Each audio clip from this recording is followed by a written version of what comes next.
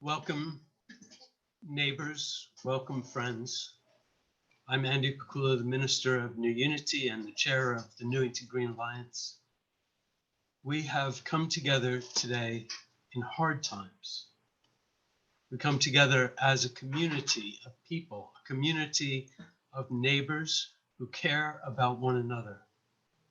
We have shown and felt that care over the past few months as we helped one another in practical ways.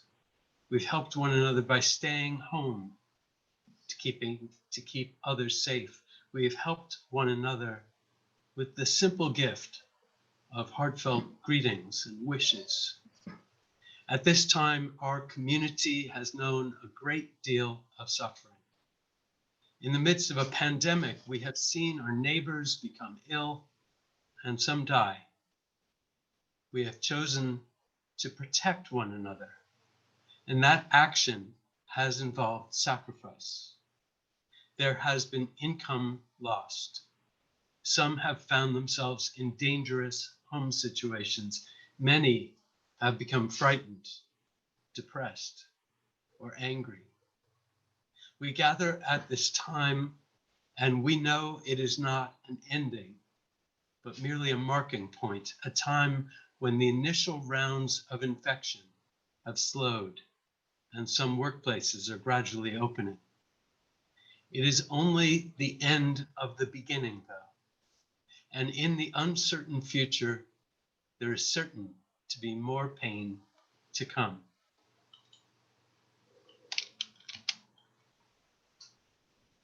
We're here today because we are stronger together. We can help one another bear the sadness of loss. We can help one another overcome our fear. We can help one another to face the future with strength and to fight for changes that will make life better for each of us. Thank you for being here today, for your community, for your neighbors, and for all of us. I'm pleased now to introduce the Right Honourable Diane Abbott, Member of Parliament for Hackney North and Stoke Newington. Greetings to everybody.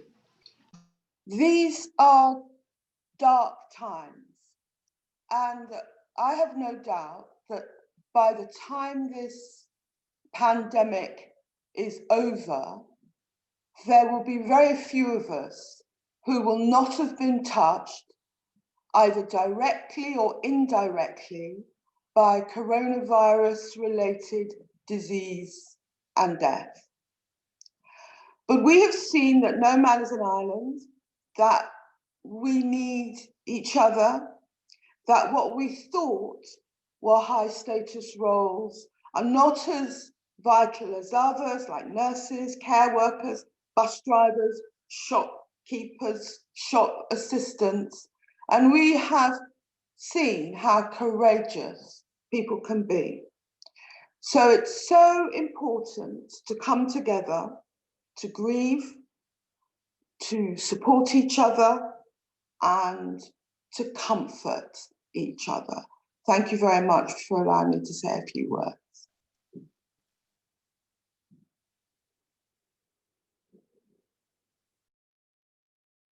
Thank you very much, Diane. We have some music now.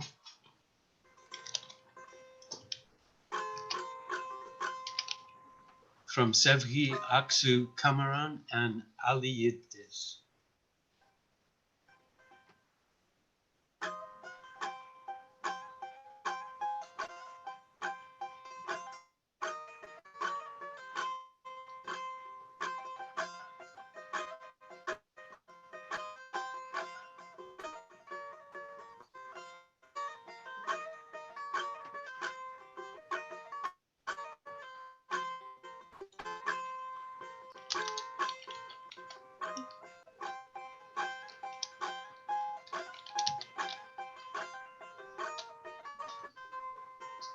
The screen is the right one for playing at it. Bu nasıl bir derttir dermanı yoktur.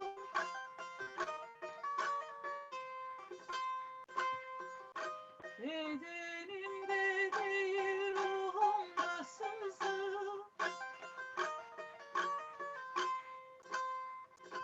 Görünmez bir acı arası çoktur.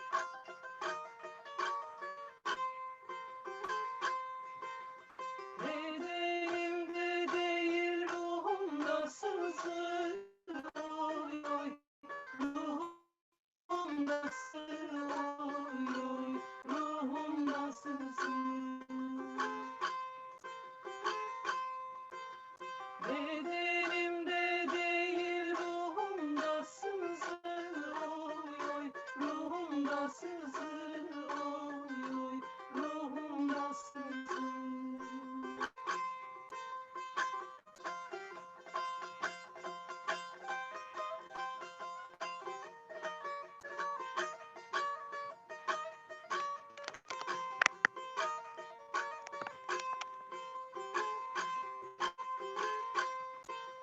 Doktoru yok, lokmanı yok, ilacı yok.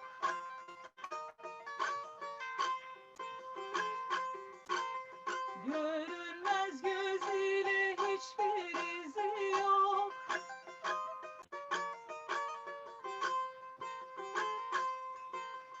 Saplandı sineme görünmez bir ok.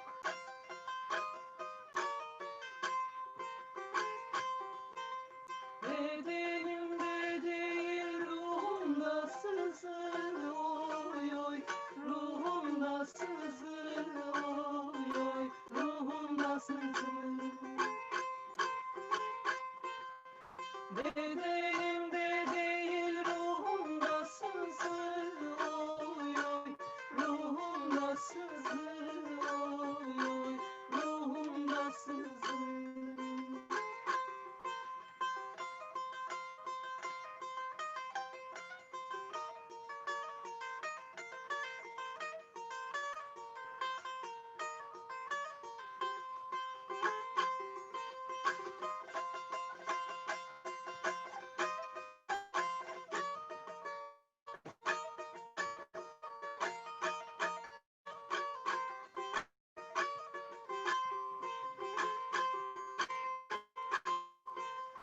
Yeter nesimi bu feryadın yeter.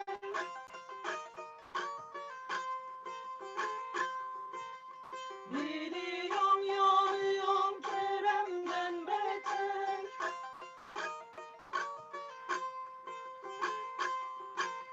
Ferah eyledikçe dumanın tüter.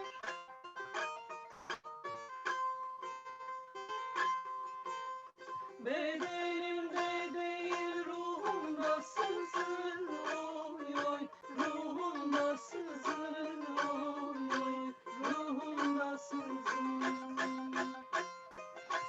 Bedenimde değil ruhumda sızır. Oy oy, ruhumda sızır. Oy oy, ruhumda sızır.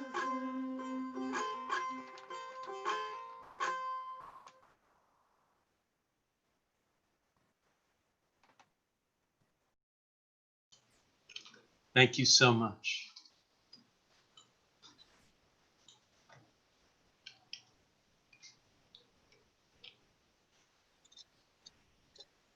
If This is a Lament by Bejan Mator.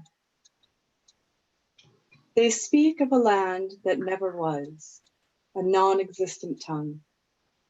There is no utterance, no words. If we are put on earth to understand each other, who can make sense of death? Explain how the mountains stole breath, or translate the darkness that has fallen. Who can say what burgeons in a child's dream?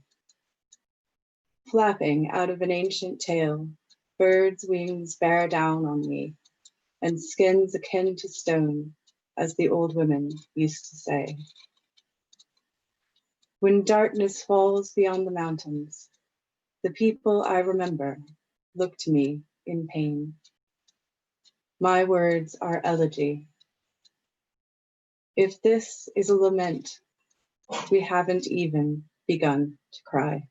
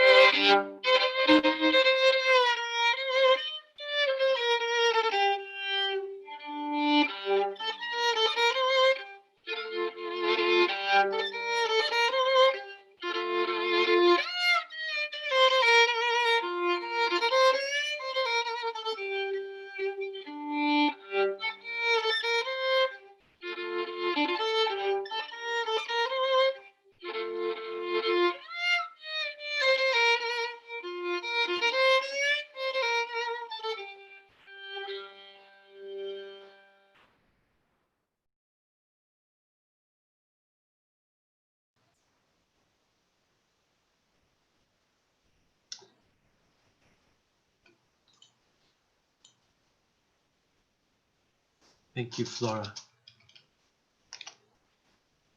Amidst all the suffering of this time, the loss of life is the most painful and the most profound. Loss is never easy, but it is all the harder when safety requires that we cannot come together to comfort and embrace one another in grief. Today, we want to remember all of those who have died and speak to all those who have lost loved ones. We don't know all the names, but we know that there are people whose lives were taken by this crisis and people who are living with great sorrow. from their loss. We will remember two people who were known to many in our area. Ahmed Kamil, who ran the shoe repair shop right on the green, and his father, Kamil Ahmed. Ahmed's son, Ali Kamil, will speak about his father and his grandfather. And in these two stories, we hear echoes of the stories of so many others, so much that has been lost by so many.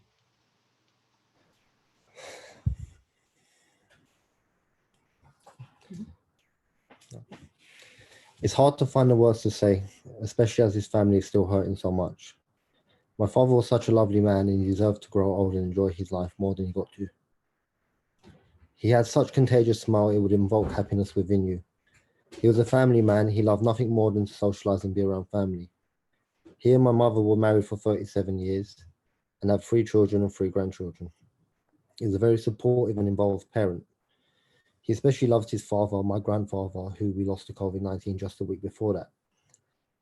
My grandfather was a very driven man who succeeded a lot, especially in terms of creating unity within the Cypriot community in London. It was my father and a handful of us who were trying to care for my grandfather when he became ill. He risked everything to ensure the health of his father. It was the way he always was, putting others selflessly before himself. My father owned the shop for over 35 years, and before that my grandfather worked in it for a few years, and now my brother continues the tradition of the trade. I want to thank everyone in the community for their condolences in both the letters we received and social media comments.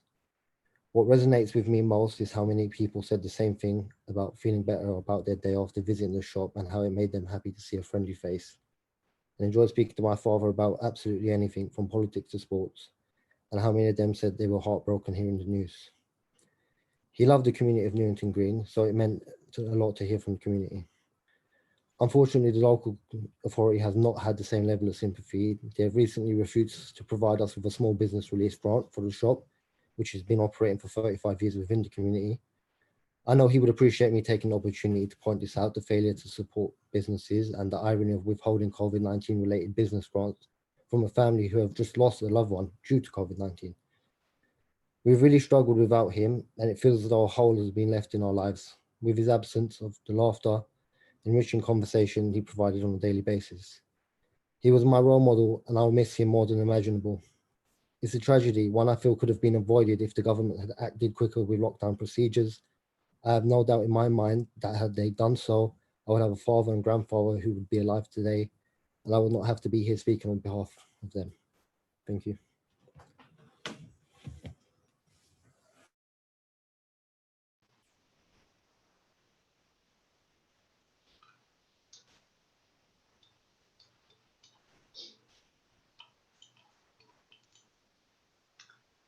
Thank you, Ali, for sharing that, sharing what difficult times your family has gone through.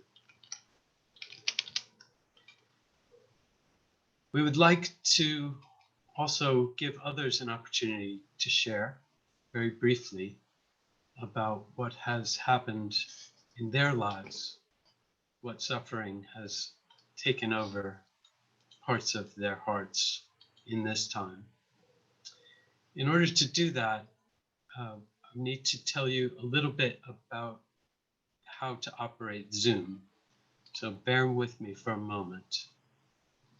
I'm going to need you, if you'd like to speak, to raise your hand, but it's not your real hand, it's a digital hand raising. And the way you do that is if you look at the bottom of the screen, you'll find an area where it says participants. And if you click on participants, this is on a computer, and I'll tell you about a phone in a second. If you click on participants, you'll see another window that comes up, and you'll be able to see a small blue hand on that screen. And when you click that, your digital hand goes up and I will know that you want to speak. And similarly, on a smartphone, you look at the bottom of your screen, you'll see 3 dots that say more next to them. And when you press that, you'll see an option to raise your digital hand. And so if you want to do this, and I know someone would like to speak from Hackney Cypriots Association, for example, so please do raise your hand so that I can find you and then unmute you.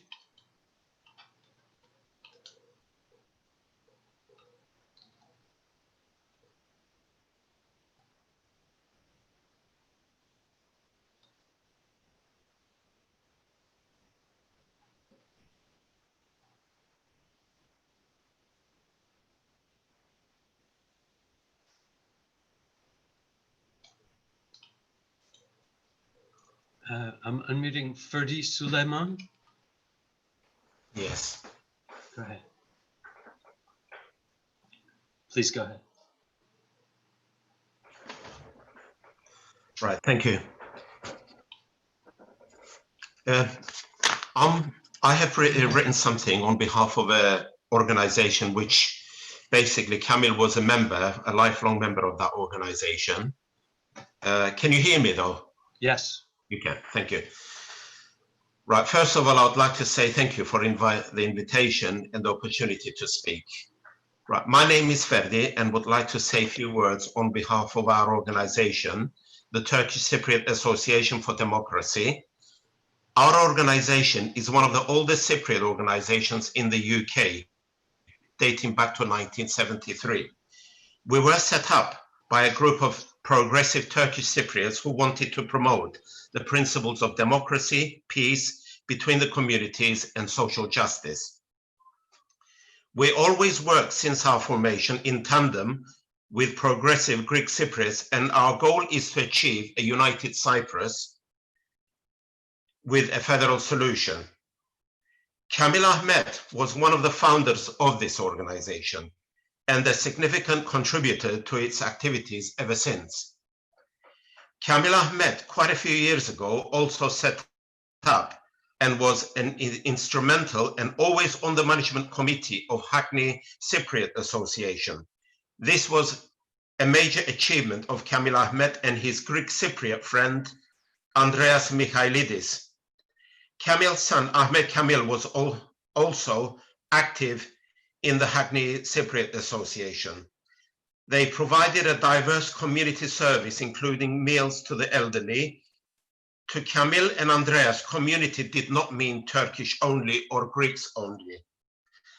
Unfortunately, the last few years have not been a very good time for us. We have very sadly lost quite a few of our prominent and very active members. Prior to COVID, we lost our chairman, Hasan Raif, also İlker Kılıç, a long-time chairman of the London Turkish Republican Party, Hulusi Ibrahim, who was a trade unionist back in the 1950s and early 60s. Then lately, with the spreading of this dreadful virus and its devastating impact on all communities everywhere, we, the Cypriot community, like many other minority groups, found ourselves disproportionately affected. Due to COVID-19 and the untimely loss of Kamil Ahmet and Ahmet Kamil, as if this was not enough, we recently lost another comrade, Ismail Özbarış. Ismail was one of the leading trade unionists in Devish, a trade union organization in Cyprus. He had a very rich history of fighting for economic and social justice. Following the loss of Ahmet Kamil and his son Süleyman Fuat from our organization took the lead in setting up a Facebook group, which now has 431 members. The worst aspect of losing a friend to this pandemic was our inability to attend their funeral to say our farewell to them. Hundreds of people instead paid their respects on this Facebook group. We have since set up another Facebook group called COVID-19 Cypriot Community Solidarity Group. This was an all Cypriot group, and Fotos Gazopis, who is also on this meeting, was the person is the person doing most work on behalf of the community to gather all the information for this page. As well as comments and information, we updated this page with lots of Cypriots in the UK. We put the profile of each and every person who passed away.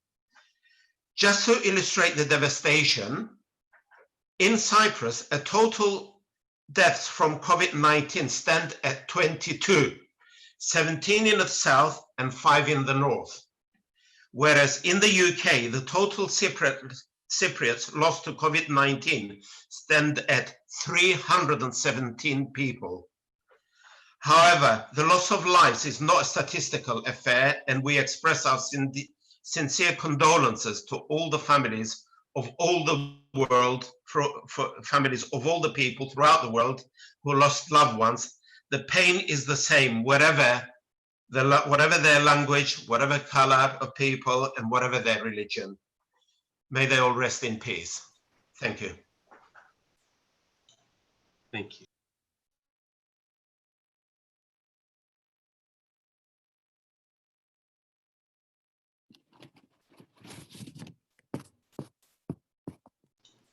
Go ahead, Jane.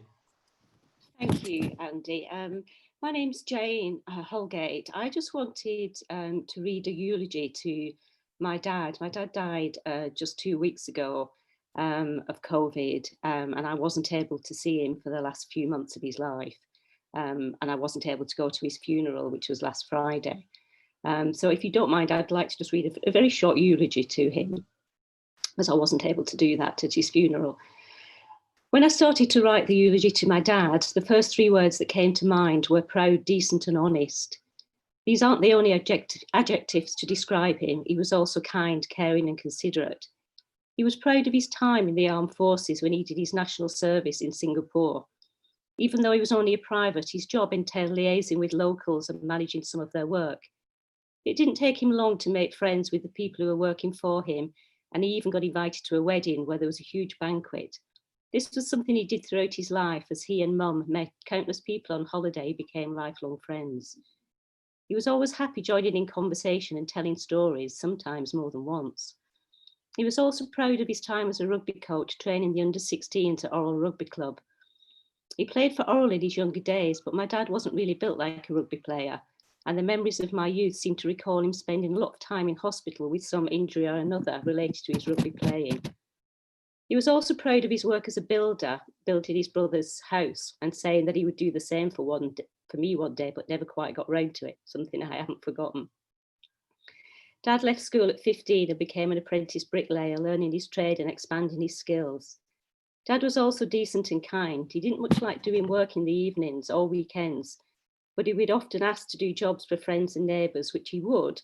But then when asked how much they owed him, he would say, "It's okay, just buy me a pint sometime." He could have been quite well off if he'd actually charged for the work that he did, but he liked doing people favours. My dad also had a very strong sense of right and wrong, and I think he instilled this into me and my brothers at an early age. This underlying belief came, I think, from his religious background. He was the sort of person who would, if given too much change in a shop or a bar, always make a point of handing it back. Dad adored my mum, his wife for 60 years. They were always there for each other and for us, their children and grandchildren. If it hadn't been for his dementia, Dad would still have been going on holiday with Mum and meeting new friends and having new adventures. The last 10 years of Dad's life weren't easy for Dad or Mum, who cared for him so well throughout his illness. And it was immensely frustrating for him not to be able to communicate in the way he would have liked. But in the last 6 months, when it got harder for him to recognise who was around, there were occasional glimpses that he still had some memories that gave him joy. When I visited him in his care home, he would proudly tell anyone who could listen, "This is my daughter."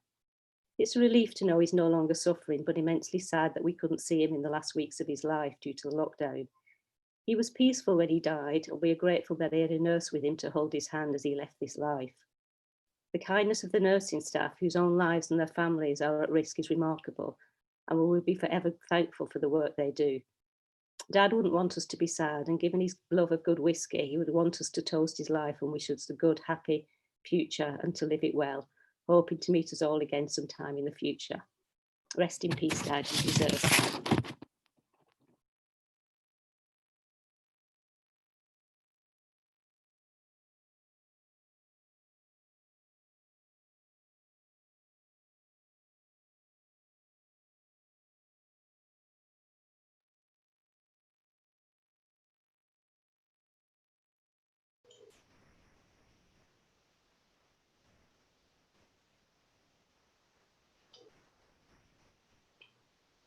I wish that the 4 candles represented everyone who's died in this pandemic and everyone who has suffered, but there is so much more. And let's just think of all of those who've suffered at this time and remember them for a moment.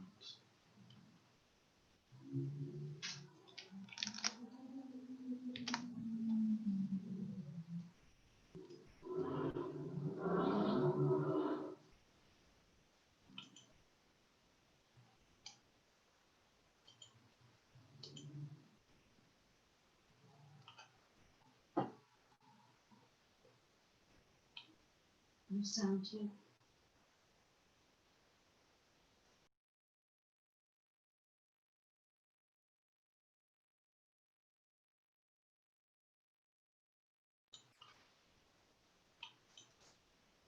I'm going to hear now from the local councillors from in the Newington Green area. We're going to hear from 4 of them, 3 from Clissold Ward and 1 from Mildmay. And their names are going to show up now. Councillor Cameron, Councillor David, Councillor Etty, all from Hackney, Clissold Ward, and then Councillor Bell Bradford from the Mildmay Ward.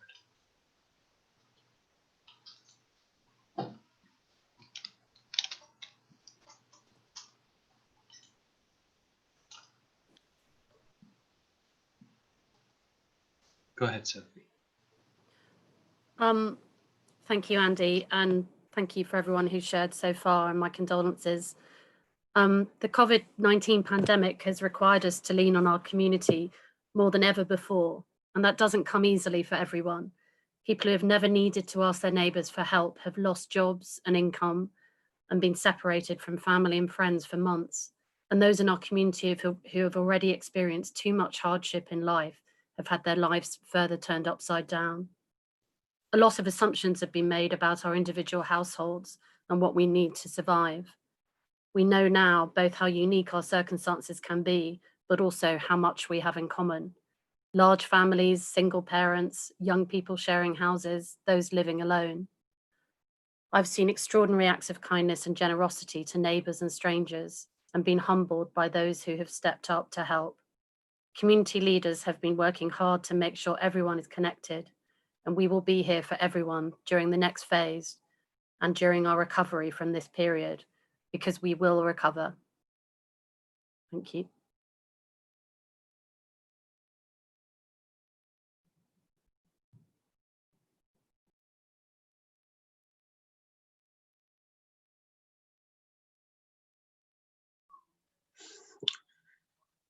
Yeah, myself and my colleagues, the Clissold councillors and colleagues from across Hackney and from all angles of the political spectrum have seen the extent of suffering caused by COVID. It ranges from physical to mental and affects everyone directly or indirectly. Most of us know someone who has been lost or almost lost and know the anxiety of expectation. We have been there through it all, offering help, guidance, and support. As we enter a more relaxed phase, we will continue to be there for people, a phone call or email away. And don't be afraid to reach out if you do need help. Every one of us is going through this for the first time. Thank you.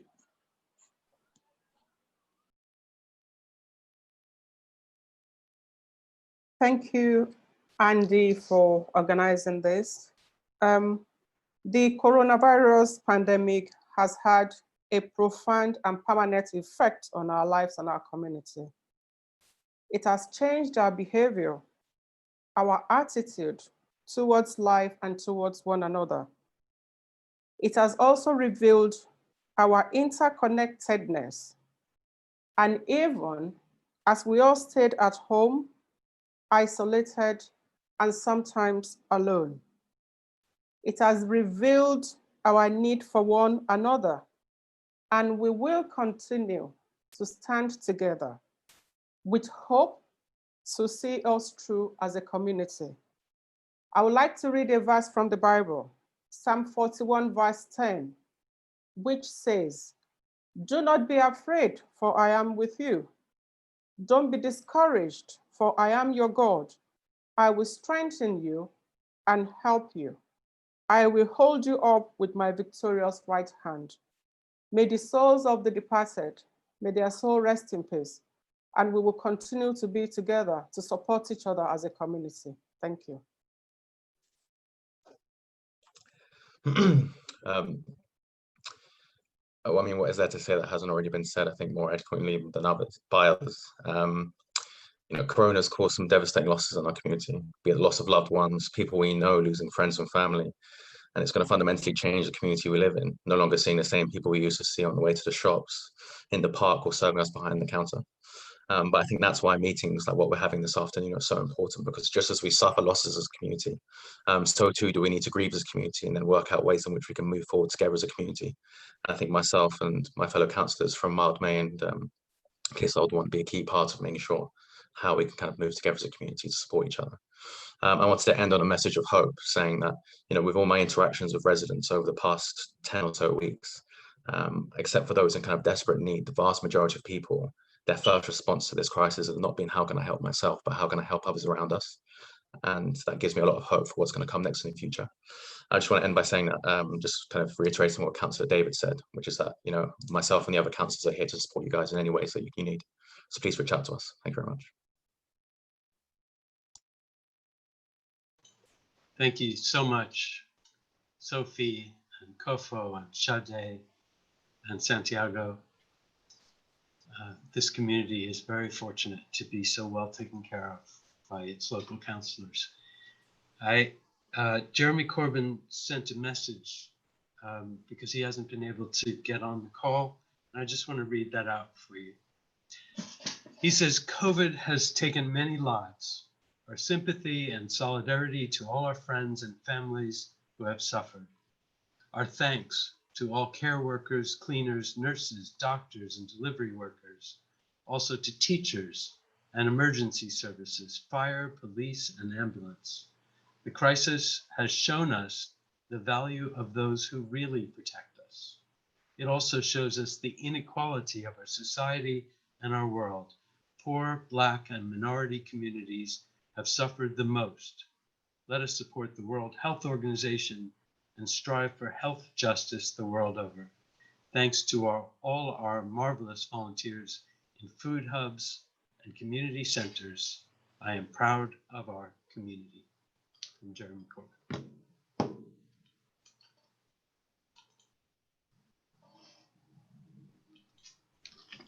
Come to Dust by Ursula Le Guin. Spirit, rehearse the journeys of the body that are to come, the motions of the matter that held you. Rise up in the smoke of Palo Santo, fall to the earth in the falling rain, sink in, sink down to the furthest roots, mount slowly in the rising sap to the branches, the crown, the leaf tips. Come down to the earth as leaves in autumn, to lie in the patient rot of winter. Rise again in spring's green fountains, drift in sunlight with the sacred pollen, to fall in blessing. All earth's dust has been life, held soul, is holy.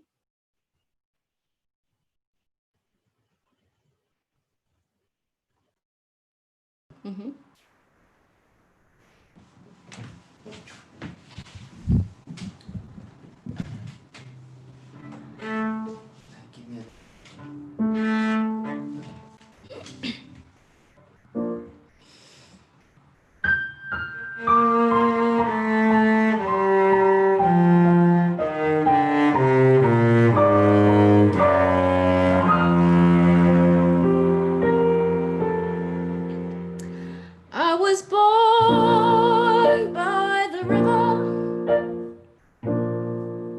in a little tent, oh, and just like the river I've been running ever since. It's been a long, long coming, but I know change gonna come. Oh, yes, it will. It's been too hard living, but I'm afraid to die. 'Cause I don't know what's up there beyond the sky. It's been a long time coming, but I know change gonna come. Oh, yes, it will. I don't go to the movie. I don't go downtown. Somebody keep telling me don't hang around. It's been a long time coming, but I know change gonna come. Oh, yes, it will. Then I go to my sister and I say, sister, help me please.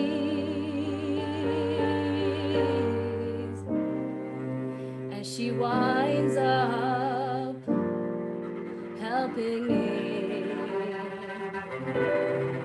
Right back on my knees. Oh, there've been times I felt I couldn't last for long, but now I feel I'm able to carry on. It's been a long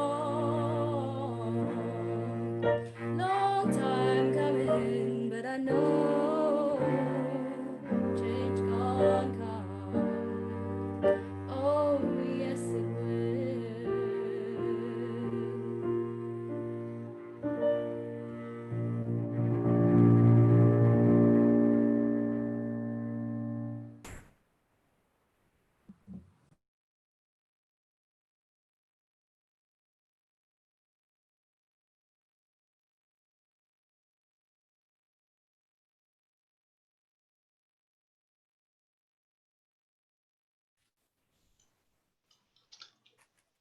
It's a shame that applause doesn't work very well on Zoom. It's my pleasure now to introduce the Mayor of Hackney, Mayor Philip Glanville. Thanks, Andy. I hope you can hear me. I've had some internet issues in the past, as I'm sure we all have in these very strange circumstances. I'd just like to thank everyone that's spoken so far, and also those that have read and performed and made this afternoon event so special. I think we've all seen that COVID has affected us all in different ways, and some say it's a great leveler, but I think actually it isn't. I think it's exposed deep inequalities, as people have already talked about, both economic and community, and I think we should reflect on that as we go forward and think about recovery. We've lost in Hackney 170 residents that we know about that have been registered as having died. And that runs from the people that we've already remembered this afternoon through doctors and nurses at the Homerton, other workers in the NHS, community leaders, and community leaders from across the different communities that make up Hackney. So from the Windrush generation to the Haredi community to the Cypriots, Turkish and Kurdish communities. I think there's probably not a community centre or faith community that hasn't known some sense of loss at this time. And we've also lost frontline key workers, whether it's taxi drivers, bus drivers, people at the council. I think all of us would want to remember their contribution to Hackney and their families that have lost so much. And I think what's so clear is that all of them were taken too soon. Everybody had so much more to give. And I think we need to reflect on those that are still suffering, that are either socially isolated or ill. And I think in the context of what we're seeing in America and elsewhere, we cannot avoid thinking about race and disproportionality of how the disease has impacted our communities. But then I do recognise as well that great outpouring of hope, and whether we talk about Hackney Spirit or we are Islington, hundreds of volunteers, our own council staff doing roles that they never dreamt that they would be doing, contributing to that big civic effort and supporting mutual aid. There are hundreds of families, if not thousands of families across our 2 boroughs that are now being fed and supported in new ways. Just giving that sense of real community, and I think that's what we need to make sure isn't lost as we move to that next phase, because that economic hardship, that sense of isolation. And I heard from a group of lunch clubs in Hackney this week that many of their members are saying, is this it? Will I ever be able to go back outside again? And we're certainly saying, no, it isn't it. It isn't it for any of our communities, and we must rebuild better.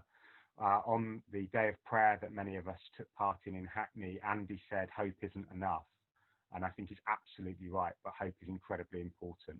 Let's deliver that future hope all of us believe in. So thank you very much, everyone that's gathered today. There's some incredible strength of community feeling. We must keep that going and make sure we take that into the next phase and into a real recovery. Thank you.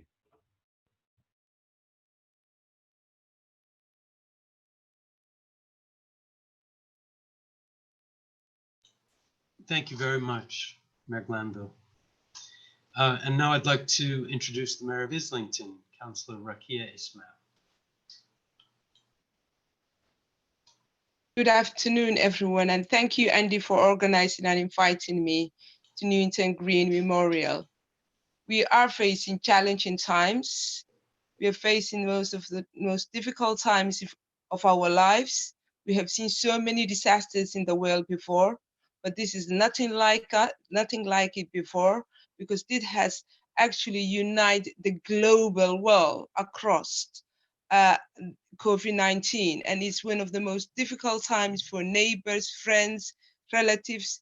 And I'd like to first and foremost also say that to Ali and Jane, that my deepest condolence, as it is very difficult times for you. I can understand. I have seen so many close friends have passed away, both here in the UK and also in Somaliland, where I'm from. It's very, very difficult. But I can say with a message of hope that this has made us all resilient. And I hope we will turn around and COVID-19 will make us unite and hope for the best, because it is a very, very difficult time, particularly for families who cannot see their loved ones on their last days. It is really one of the most difficult times one can come to terms with. And as on behalf of Islington Council and all my colleagues, I would like to send anyone and everyone who has been affected by these challenging times of COVID-19 my deepest condolence, those who have lost lives and those who have been affected. I hope you come stronger and we all look out for one another, because one of the most greatest difficulties in life is when you cannot help your friend, your neighbor, your colleague. And this is what we are facing. And as a Muslim person, I think this is really one of the most, not just challenging, but it's testing us as human beings, that we need to love and care for one another and look out for those difficult times, that tomorrow will be a better than today. Thank you so much. Thank you.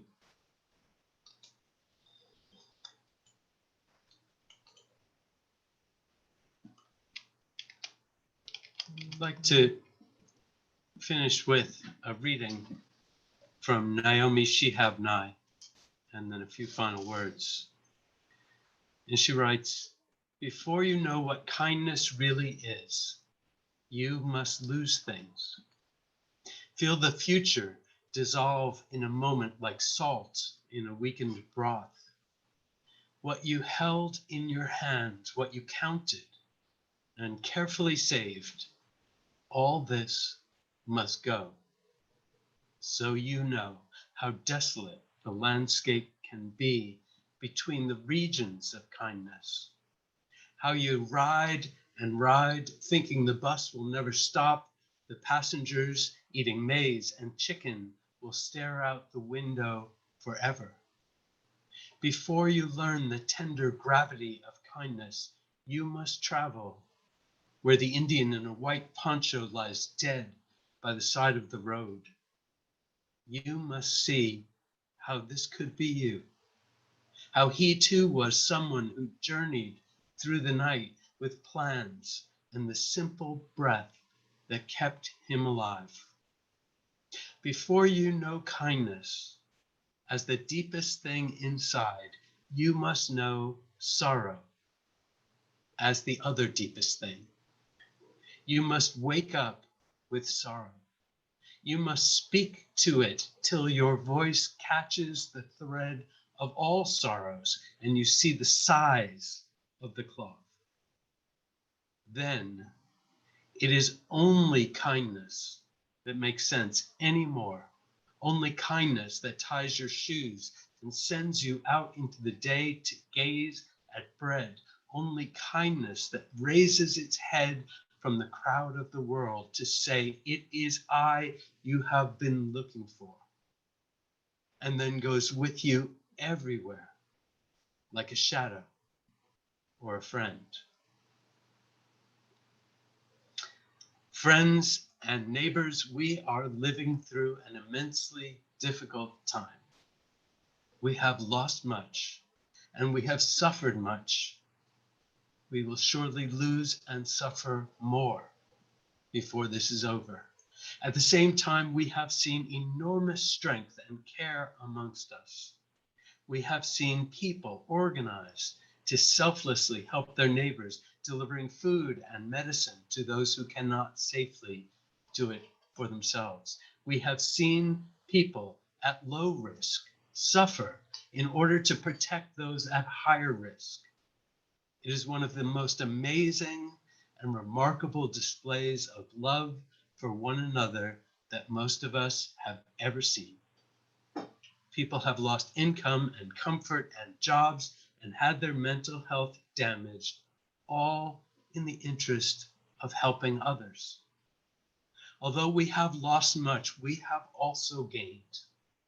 We have gained a new awareness of the good of our neighbors.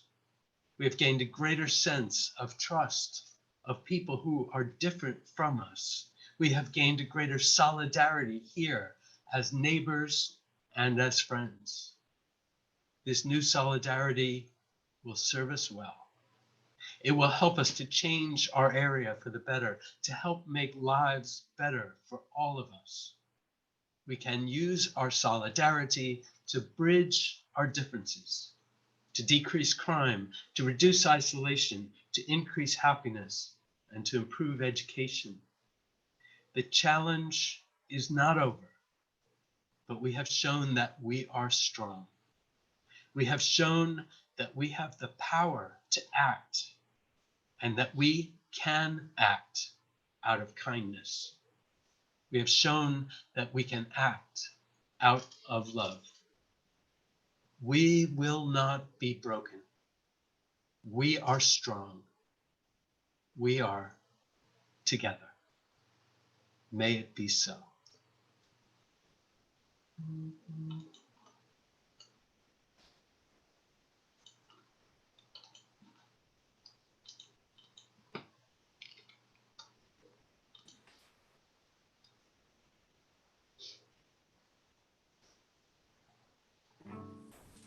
Yes, I was on.